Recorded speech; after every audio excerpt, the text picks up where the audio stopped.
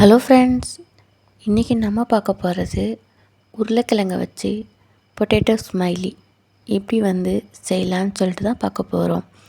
இந்த snacks recipe குழந்தைங்களுக்கெல்லாம் ரொம்பவே பிடிக்கும். கண்டிப்பாக விருப்பமாக சாப்பிடுவாங்க. இப்போ வாங்க வீடியோக்குள்ளே போயிட்டு எப்படி செய்கிறதுன்னு பார்க்கலாம்.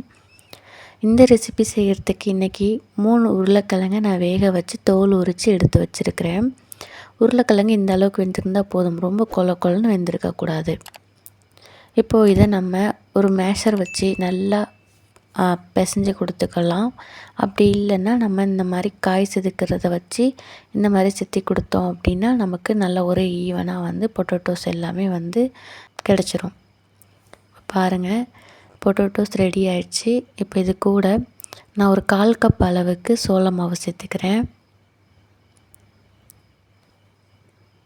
1 ஸ்பூன் அளவுக்கு நான் மிளகுத்தூள் சேர்த்துக்கிறேன். இந்த உருளைக்கிழங்குக்கு தேவையான அளவுக்கு உப்பு, 1 டீஸ்பூன் அளவுக்கு நான் உப்பு சேர்த்துக்கிறேன். தேவைப்பட்டால் லைட்டாக காரம் சேர்த்துக்கோங்க. ஆனால் காரம் ரொம்ப அதிகமாகிடுச்சுன்னா குழந்தைங்க சாப்பிட மாட்டாங்க. அதனால் நான் பெப்பர் மட்டும் சேர்த்துருக்கேன்.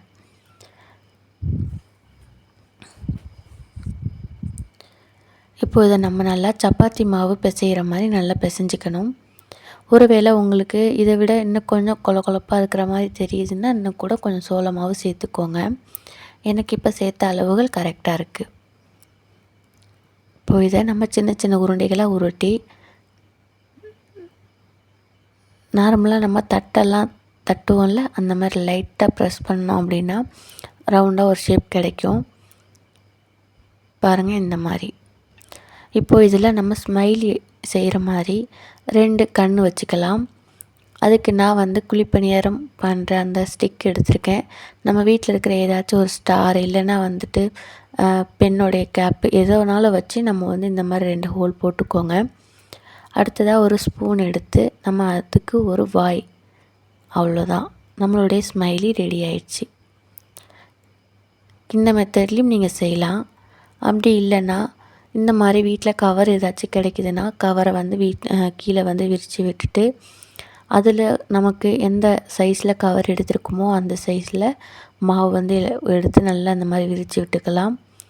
ஒட்டுற மாதிரி இருந்துச்சுன்னா கவர் அந்த சப்பாத்தி கட்டை 2லேயுமே லைட்டாக எண்ணெய் தேய்ச்சிக்கோங்க. அப்போது நமக்கு ஒட்டாமல் கிடைக்கும். விரித்து வச்சதுக்கப்புறம் நம்ம சின்னதாக ஒரு கேப் எடுத்து கட் பண்ணிக்கலாம். நமக்கு என்ன சைஸில் தேவையோ அந்த சைஸில் கட் பண்ணிக்கலாம்.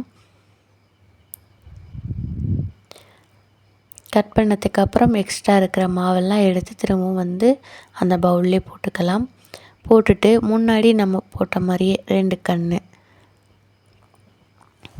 அப்புறம் ஒரு வாய்.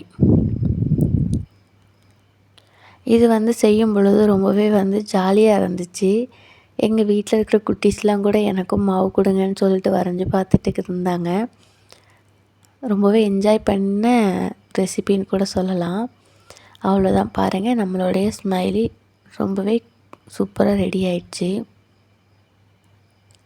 இதே மாதிரி இருக்கிற எல்லா மாவுமே நான் ரெடி பண்ணி எடுத்துக்க போகிறேன். பாருங்கள், நம்மளுடைய ஸ்மைலி எல்லாம் இப்போ ரெடி ஆயிடுச்சு. இப்போ இதை நம்ம பொரித்து எடுத்துக்கலாம். எண்ணெய் நல்லா சூடானதுக்கப்புறம் மீடியம் ஃப்ளேமில் வச்சுக்கோங்க. நம்ம எடுத்து வச்சுருக்கிற ஸ்மைலி எல்லாத்தையும் ஒன்று ஒன்றா உள்ளே தூக்கி போட்டுடலாம். ஸ்மைலி உள்ளே போட்ட உடனே கீழே போயிட்டு நல்லா வெந்ததுக்கப்புறம் லைட்டாக மேலே மிதந்து வரும். இது ஒரு நிமிஷத்துக்கு அப்படியே விட்டுட்டு அதுக்கப்புறமா லைட்டாக திருப்பி கொடுத்து வேக வச்சுக்கலாம். அப்போ தான் நமக்கு எல்லா சைடும் ஈவனாக வெந்து பபிள்ஸ் எல்லாம் முழுமையாக அடங்கினதுக்கு அப்புறம் நம்ம வெளியில் எடுத்தோம் அப்படின்னா ரொம்பவே மொறுன்னு ஈவினிங் ஸ்நாக்ஸ் நமக்கு ரெடி ஆகிடும். அவ்வளோதான் ஃப்ரெண்ட்ஸ், எல்லாத்தையுமே இது மாதிரி நம்ம பொரித்து எடுத்துக்கலாம். நம்மளுடைய பொட்டேட்டோ ஸ்மைலி ரொம்பவே ஈஸியாக ரெடி ஆயிடுச்சு. கண்டிப்பாக நீங்கள் இந்த சிம்பிளான ரெசிப்பியை உங்கள் வீட்டில் ட்ரை பண்ணி பாருங்கள். இது சாப்பிட்றதுக்கு எவ்வளோ மொறுன்னு இருக்குது பாருங்கள். இவ்வளோ நேரம் வீடியோ பார்த்த எல்லாருக்குமே ரொம்பவே தேங்க்ஸ்.